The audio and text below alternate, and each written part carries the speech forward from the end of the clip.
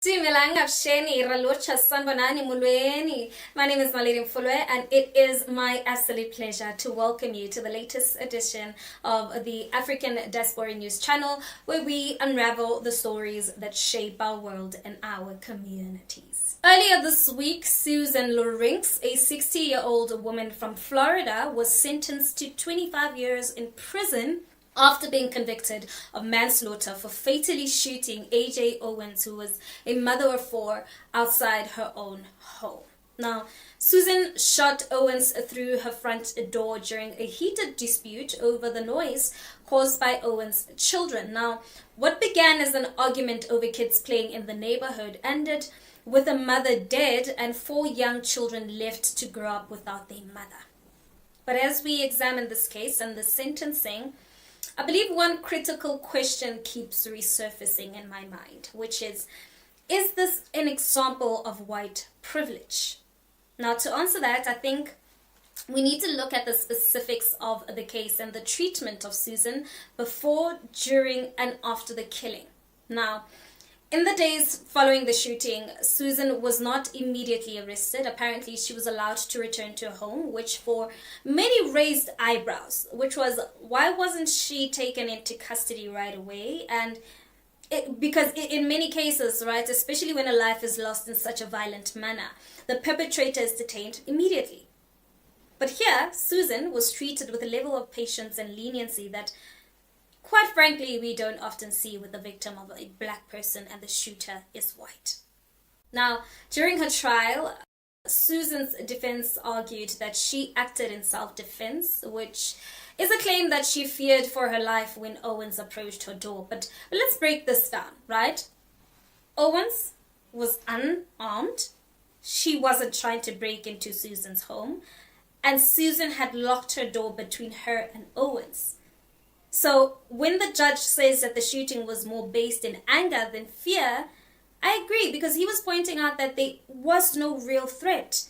The shooting, the death of a woman who was a mother, was a result of an escalated anger and not defense.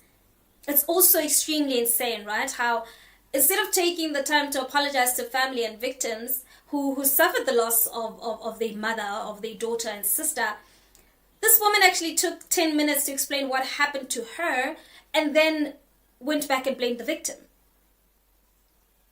I honestly believe she's not sorry. 25 years was not enough, and her physical disability doesn't give her a right to kill anyone who was unarmed.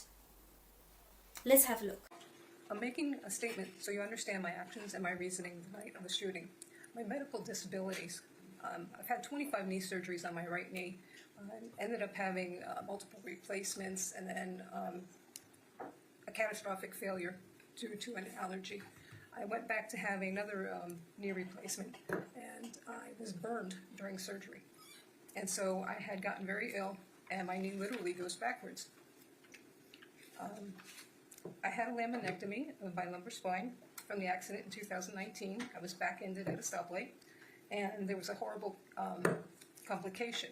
My dura from my spinal cord actually healed onto my actual spine. So when they went to do the correction, give it a little more space, the dura tore. I was leaking cerebral spinal fluid, and he had to do an actual spinal cord repair. They didn't know if I would walk again from that.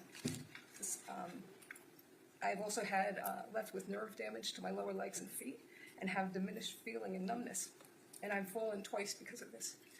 And yet, right, even after all of that, Susan was convicted of manslaughter, not second-degree murder.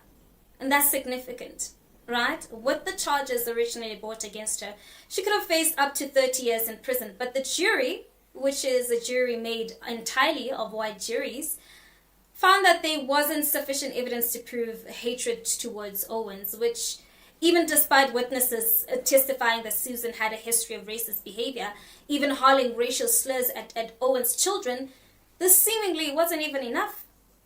And this brings us to the question that I asked again, which is this justice, or is it an example of white privilege?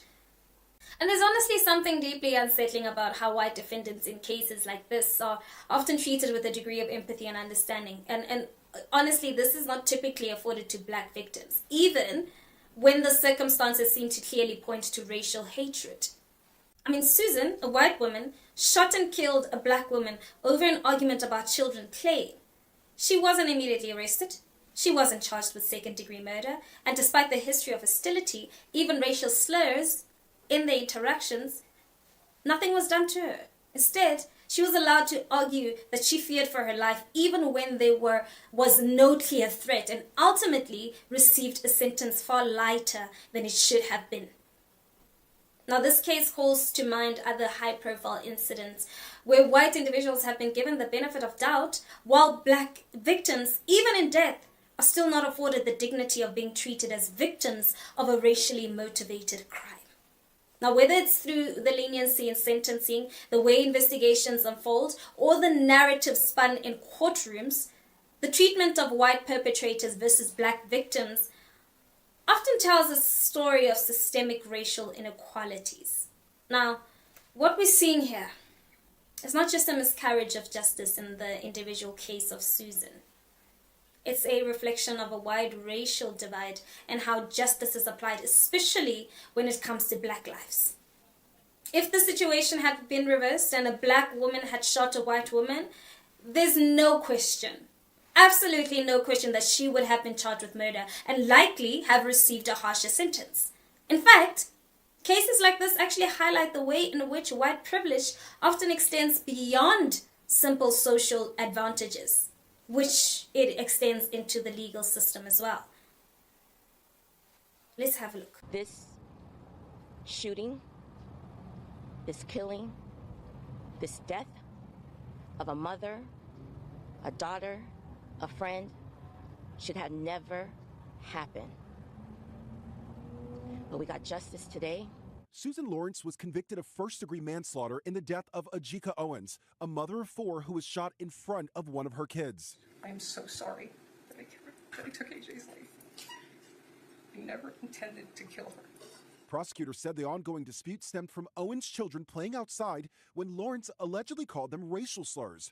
Owens responded by knocking on Lorinc's door, then came the gunfire. Miss Lorincz was behind the door. The door was locked. She had already called law enforcement. They were en route. Her lawyers argued Lorincz, who denied calling the children slurs, opened fire through the locked door because she felt threatened. Susan's apology was a last-ditch attempt to save herself. It wasn't sincere. She never showed remorse. And let's not forget the bigger picture here. AJ Owens is dead, and her children are left without a mother. The tragedy is not just about one woman's death. It's about the systemic issues that allowed this to happen.